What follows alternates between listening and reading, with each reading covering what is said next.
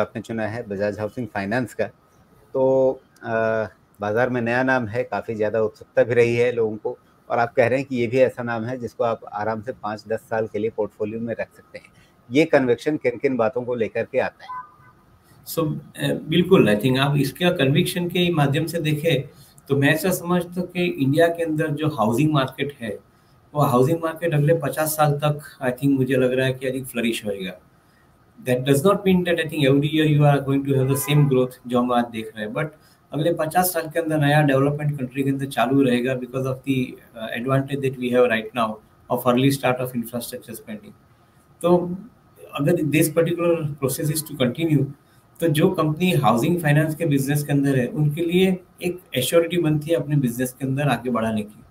Bajaj housing finance की बात करें तो 4 वर्टिकल इंपॉर्टेंट वर्टिकल में वो लोग काम कर रहे हैं। एक तो मॉर्टगेज वर्टिकल जिसके अंदर आप लैंडिंग करते हो based on EMI based lending for the purchase of houses. दूसरा जो उनका वर्टिकल है वो लोन अगेंस्ट प्रॉपर्टी का वर्टिकल है जिसके अंदर एग्जिस्टिंग प्रॉपर्टी के सामने company is giving the loans to the customer the borrower. तीसरा जो वर्टिकल है वो वर्टिकल है डेवलपर फाइनेंस का वर्टिकल, यानी जो भी कोई प्रॉपर्टी डेवलप करना चाहता है वो डेवलपर को जो फाइनेंस चाहिए that vertical is basically catering to the developer in particular. और जो फोर्थ वर्टिकल है वो लीज रेंट डिस्काउंटिंग।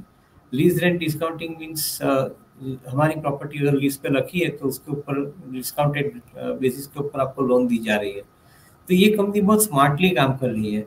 जो मॉर्टगेज का पोर्टफोलियो उसके अंदर उनको नीम 2% 2.5% के बीच में मिलता है, मगर जो दूसरे 3 पोर्टफोलियो है उसके अंदर उसको नीम मिल रहे 10-11-12% के बीच में। The interest rate they charge is 10-11-12%।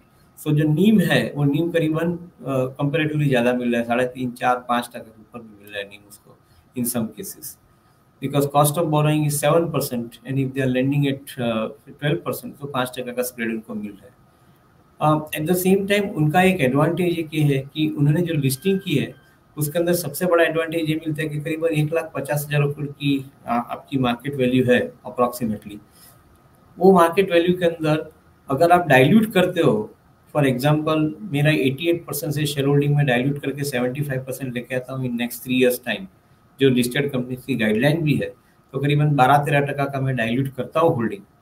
तो मुझे करीबन 18 से 20,000 करोड़ रुपया मेरी बैलेंस शीट में चाहिए वो डाइल्यूट करने के लिए at market capitalise of 1,50,000।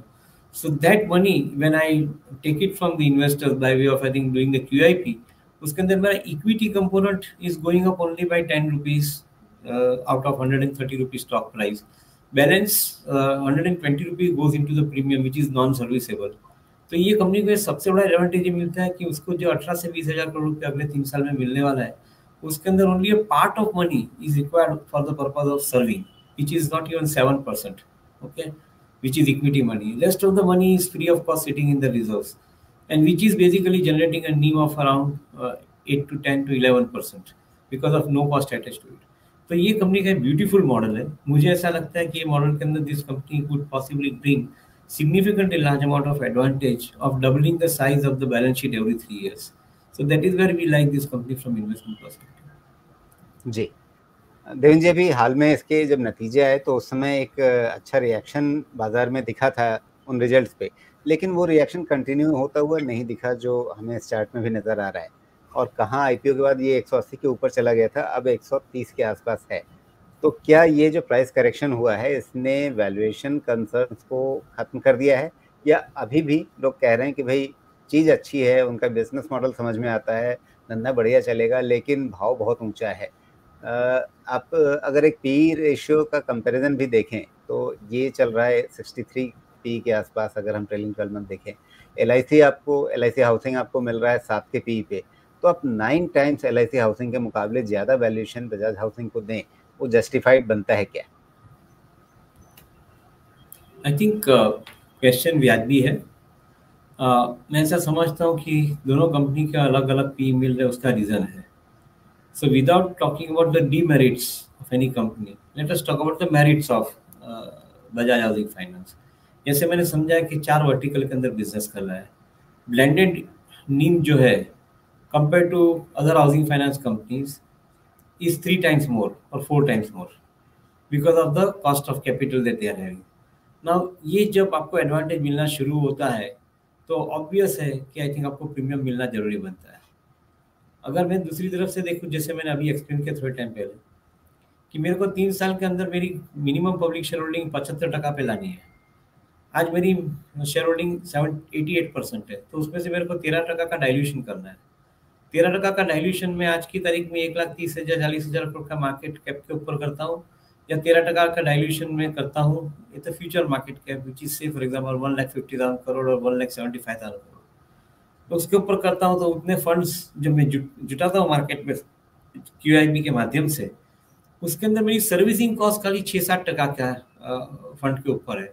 Balance पूरा जो फंड मेरे पास आ रहा है वो मेरे रिजर्व में जा रहा है, जिसके अंदर मुझे सर्विस नहीं करना है क्योंकि वो मैं प्रीमियम में कलेक्ट कर रहा हूँ।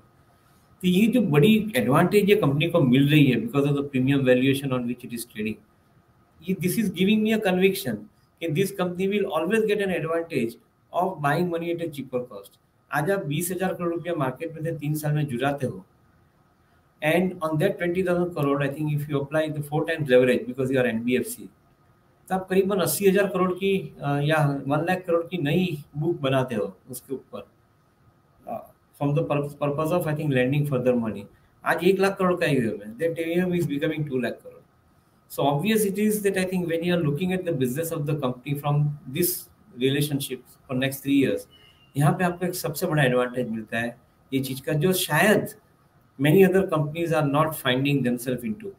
दूसरी कंपनी के अंदर हाउसिंग फाइनेंस का कारोबार के साथ में जो दूसरे 3 कारोबार इन्हें समझा है वो कारोबार नहीं है, तो उसको ज्यादा नीम नहीं मिलता है, वो 2% नीम के अंदर काम करते हैं, यहाँ पे 60% नीम पे काम करते हैं। So that is where probably I think you are getting the advantage. I think we'll have to see every business in a different manner. There is no apple to apple comparison. इतना मुझे मालूम है। जी।